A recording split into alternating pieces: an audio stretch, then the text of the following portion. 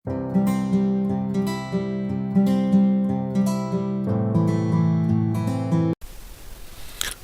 वालेकुम dear student. अच्छा, ये कूलम्स लॉ को हमने प्रीवियस लेक्चर में डिस्कस किया था। तो उसमें हमारे पास प्रॉब्लम ये आ रही थी कि विक्टोरियल फॉर्म जो है ना वो क्या होगा। तो यहाँ पे इस वीडियो में हम विक्टोरियल फॉर्म ऑफ कूलम्स लॉ को डिटेल में हमने डिस्कस किया है इस वीडियो में। तो आप इसको आखिर तक देख लीजिएगा। इसको हम एक टेक्निक यूज़ करेंगे जिसके ज़रिए आप जो कूलम्स का वेक्टर फॉर्म है वो मुकम्मल आपको याद हो जाएगा, सॉल्व हो जाएगा प्रॉब्लम। तो डियर स्टूडेंट, हम कंसिडर करते हैं कि हमारे पास दो चार्जेस हैं, सेम चार्जेस हैं। एक पॉजिटिव है और दूसरा आपके पास नेगेटिव चार्ज है। सॉरी, दूसरा भी आपके पास पॉजिटिव चार्ज है। दो सेम चार्जेस है, पॉजिटिव चार्जेस है। तो इस सूरत में यहाँ पे फोर्स, इलेक्ट्रोस्टैटिक फोर्स पाया जाएगा। कूलम्स फोर्स यानी इलेक्ट्रोस्टैटिक फोर्स होगा इन दोनों चार्ज के दरमियान। इसको हम रखते हैं Q2 और इसको हम लेट्स सपोज कि ये पॉइंट चार्ज है Q1। तो यहाँ पे इस चार्ज के ऊपर जो इस Q1 की वजह से जो फोर्स लग रहा है उसका डायरेक्शन होगा ये। तो इसके लिए हम फोर्स को लिखेंगे F21। तो यहाँ पे बहुत सारे बच्चों के साथ मसला या कन्फ्यूजन ये आती है कि 2-1 और 1-2 ये किस तरह लिखें। तो आज हम इस प्रॉब्लम को जो है ना आज हम सॉल्व करेंगे, कैसे आप इस चीज़ को समझ सकते हैं। तो इस तरह Q1 के ऊपर जो Q2 की वजह से लग रहे हैं वो आपके पास हो जाएगा F12। तो यहाँ पे सबसे पहले आप 1-2 और 2-1 को कंसिडर करने के लिए आप जो है एक चीज़ ध्यान में रखें। जब आप 2-1 और 1-2 की बात कर रहे हैं तो आप फोर्स उसके साथ आप ऑप लगा दें। अब ऑप का क्या मतलब है? ऑप का मतलब है ओ का मतलब है ऑन, और जो बी का मतलब है बाय। तो इसका मतलब है यहाँ पे अगर वो एफ के साथ 1-2 लगाए तो इसका मतलब है ये फर्स्ट वाला आपके पास ओ है यानी ऑन, यानी ये ऑन, और 2 का मतलब है बाय। तो इस तरह आप इस चीज़ को क्लियर कर सकते हैं। मतलब यहाँ पे आपके पास है F12। अब F12 का मतलब है यहाँ पे ऑफ अगर आप यूज़ करें तो 1 जो है वो ओ है यानी ऑन, और 2 जो है वो बाई है यानी बाई है। इसका मतलब है 1 के ऊपर 2 की वजह से लग रहे। तो ये इस डायरेक्शन को शो करे फोर्स। इस तरह अगर हम यहाँ पे F21 को देखें तो आप ऑफ यूज़ करें तो यहाँ पे ऑन जो है वो 2 है और बाई जो है 1 है। इसका मतलब ये हुआ कि आपके पास चार्ज जो है ना वो 2 है, Q2 चार्ज है, इसके ऊपर Q1 की वजह से जो फोर्स लग रहा है। तो आई होप सो कि ये चीज़ आपको क्लियर होगा। उसके बाद फिर हम मज़ीद आगे चलते हैं। तो यहाँ पे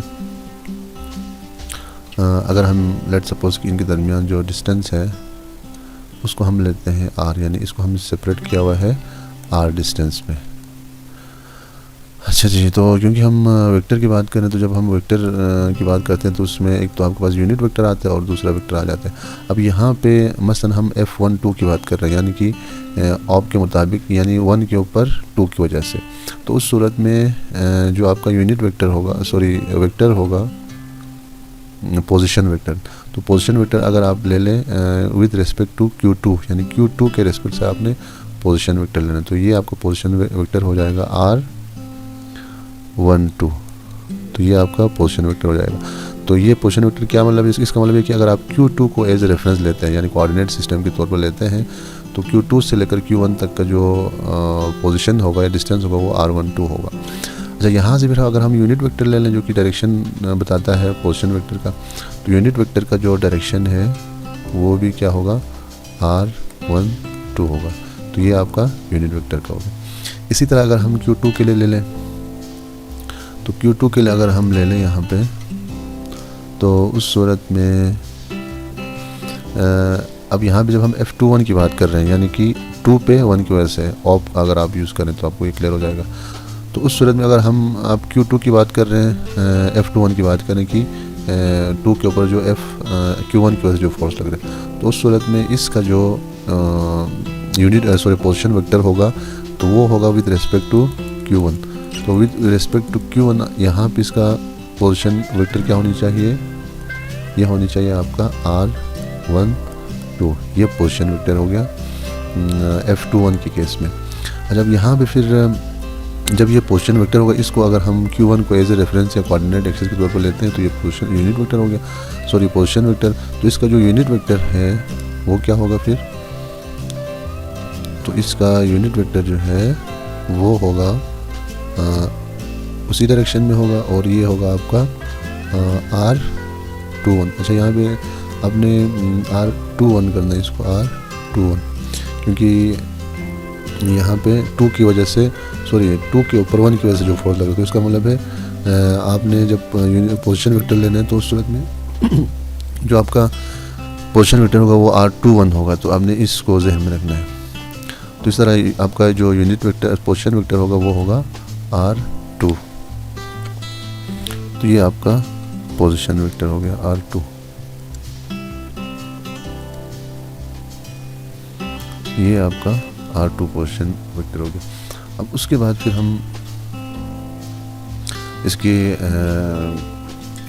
फार्मूले की तरफ आते हैं। तो फार्मूला हमारे पास होगा, मसलन हम F12 मालूम करना चाहते हैं, तो F12 का क्या मतलब है, ऑन और बाई। तो इसका मतलब है Q1 के ऊपर Q2 की वजह से, Q1 के ऊपर Q2 की वजह से। तो ये आपके पास इक्वल हो जाएगा 1/4 pi epsilon not Q1 Q2 अपान। अब यहाँ पे चूँकि अगर आप ये Q1 ले लें या Q2 ले लें, दोनों के लिए जो डिस्टेंस है वो सेम रहेगा, तो R का स्क्वायर ले लें। अब चूँकि वेक्टर हमने यूज़ किया तो इसके लिए यूनिट वेक्टर आने चाहिए। तो यहाँ पे R12 उसके लिए 1-2 के लिए हमारे पास यूनिट वेक्टर कौन सा है, R12। तो R12 ये आपका यूनिट वेक्टर होगा। अच्छा जी, उसके बाद इसी तरह F21 क्या होगा, F21 कौन सा फोर्स है, ऑप यूज़ करें यानी ऑन बाई। तो इसका मतलब है 2 के ऊपर 1 की वजह से, तो इसका मैग्नीट्यूड आ जाएगा 1/4 pi epsilon not Q1 Q2 upon distance वही सेम है R²। अब यहाँ पे हम देखें कि 2 के ऊपर 1 की वजह से बाई 1 यानी ऑन Q2 बाई Q1, तो ये आपके पास आ रहा है यूनिट वेक्टर R21 आ रहा है। तो ये आपके पास यूनिट वेक्टर आ गया R21। तो ये हमारे पास दो इक्वेशन आ जाते हैं सेम चार्जेस के केस में। तो आई होप सो कि जो वेक्टर फॉर्म में आपको जो यहाँ पे प्रॉब्लम थी कि यहाँ पे हम 1-2 और 2-1 का जो सिलसिला था वो मैं परेशान कर रहा था, तो वो इंशाल्लाह किसी हद तक सॉल्व हुआ होगा। अच्छा, अब यहाँ पे एक हम और कंडीशन डिस्कस करते हैं, वो कंडीशन क्या है। अच्छा, अब यहाँ पे क्वेश्चन आते हैं, मसलन आपसे कहा जा सकता है कि अगर हमारे पास दो अपोजिट चार्जेस हैं, जैसे कि हमसे कहते हैं कि हमारे पास दो अपोजिट चार्जेस हैं, मसलन एक आपके पास पॉजिटिव है और दूसरा आपके पास नेगेटिव चार्ज है। अब इस सूरत में फिर वेक्टर फॉर्म क्या होगा कूलम्ब्स लॉ का। तो लेट्स सपोज कि हमारे पास इनके दरमियान डिस्टेंस हम वही रखते हैं R जो है वो इनके दरमियान का डिस्टेंस है। अच्छा जी, ये आपके पास Q1 चार्ज है और ये आपके पास Q2 चार्ज है।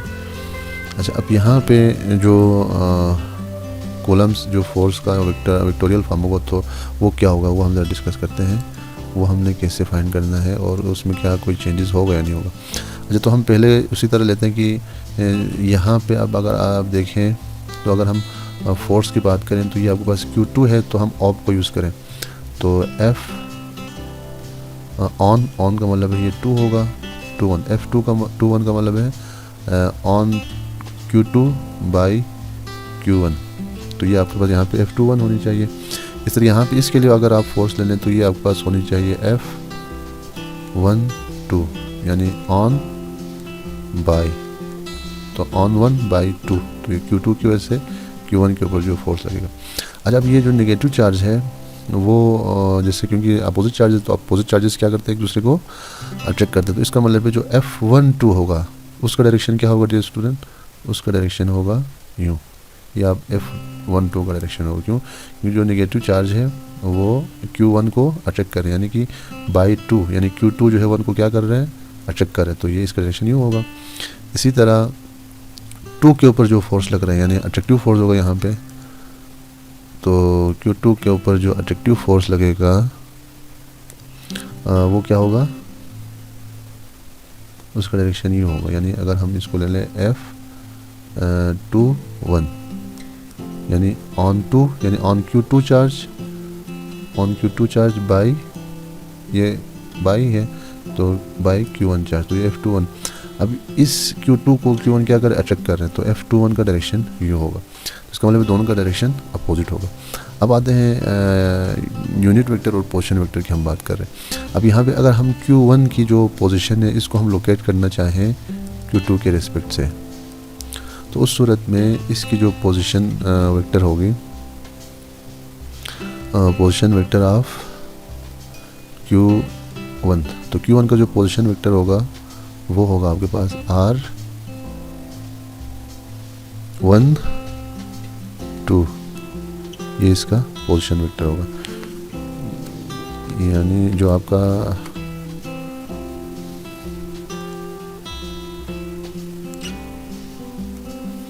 R12 है ये आपका हो जाएगा पोजीशन वेक्टर। अब इसका मतलब ये कि अगर आप Q2 को एज ए रेफरेंस लेते हैं, रेफरेंस पॉइंट या कोऑर्डिनेट सिस्टम में लेते हैं, तो उस सूरत में यहाँ से लेकर Q1 तक का जो वेक्टर होगा, पोजीशन वेक्टर, वो R12 होगा। अब इसका मतलब है जो पोजीशन वेक्टर है उसका डायरेक्शन क्या होगा, सॉरी यूनिट वेक्टर का डायरेक्शन क्या होगा, तो यूनिट वेक्टर का डायरेक्शन भी यही होगा R12। अच्छा जी, तो इसका मतलब है फिर अब अगर हम यहाँ पे F12 मालूम करना चाहें तो F12 क्या होनी चाहिए, तो यहाँ पे हमारे पास जो F12 है उसकी वैल्यू क्या होनी चाहिए, तो हम यहाँ पे लेते हैं F12, तो इसका मतलब है on 1/2, तो F12, तो ये 1/4 तो वही रहेगा, Q1 और Q2 भी वही रहेगा, डिस्टेंस भी वही रहेगा। अब यहाँ पे हमारे पास आनी है यूनिट वेक्टर। अब यूनिट वेक्टर क्या होगा, अब मैग्नीट्यूड तो ये सारा सेम है जो है हमने यहाँ पे लिया है, ये दोनों सेम है। अब यूनिट वेक्टर का हम देखते हैं क्या होगा। अब जब हम F12 ले रहे हैं तो उस सूरत में जो यूनिट वेक्टर है वो आपका है R12, तो यूनिट वेक्टर तो वही रह गया R12। तो इसका मतलब ये हुआ कि हमारे पास वेक्टर फॉर्म में हम लिखते हैं कूलम्स लॉ को, तो उस सूरत में भले आपके पास सेम चार्जेस हो, ये सेम चार्जेस के लिए था, या फिर आपके पास अपोजिट चार्जेस हो, दोनों सूरतों में आपके पास जो वेक्टर फॉर्म है कूलम्स का वो सेम रहता है। तो इसी तरह फिर हम इनका जो यूनिट वेक्टर है इसको हम फोर्स के दरमियान रिलेशनशिप को हम लिख सकते हैं F12 और F21 के दरमियान क्या रिलेशन है। तो यहाँ पे हम लिखते हैं R12 यूनिट वेक्टर, और दूसरा यूनिट वेक्टर हमने यहाँ पे लिया था इस केस में एक तो R12 लिया था। अब दूसरा जो यूनिट वेक्टर है वो क्या होगा, तो उस सूरत में यहाँ पे हमने लिया था ये वाला, तो दूसरा जो यूनिट वेक्टर होगा वो R21 है। तो इसका मतलब है R12 और R12 ये आपका यूनिट वेक्टर है और दूसरा यूनिट वेक्टर ये है, तो R12 और R21 एक दूसरे के अपोजिट डायरेक्शन में है। तो इसका मतलब ये हुआ कि हम यहाँ से कह सकते हैं कि R12 और R21 इक्वल है, लेकिन इन दोनों का डायरेक्शन अपोजिट है। तो उस सूरत में फिर हम यहाँ पे कह सकते हैं कि F12 और F21 इन दोनों का मैग्नीट्यूड भी सेम है, लेकिन इनका डायरेक्शन अपोजिट है। तो ये हमारे पास होगा कूलम्स लॉ का विक्टोरियल फॉर्म। इससे रिलेटेड अगर आपके जहन में कोई सवाल है तो आप कमेंट्स में आप मुझसे पूछ सकते हैं, हम इंशाल्लाह उसके लिए हम अलग से हम वीडियो बनाएंगे। तो आई होप सो कि इससे आपका जो कन्फ्यूजन था वेक्टर फॉर्म का वो किसी हद तक सॉल्व हो चुका होगा। तो अगले वीडियोस में हम फिर मिलते हैं। उससे पहले आप चैनल को सब्सक्राइब करें ताकि जो हम ये जो लेक्चर सीरीज़ बना रहे हैं उसकी जो नोटिफिकेशन है वो आपको टाइम पे मिल सके।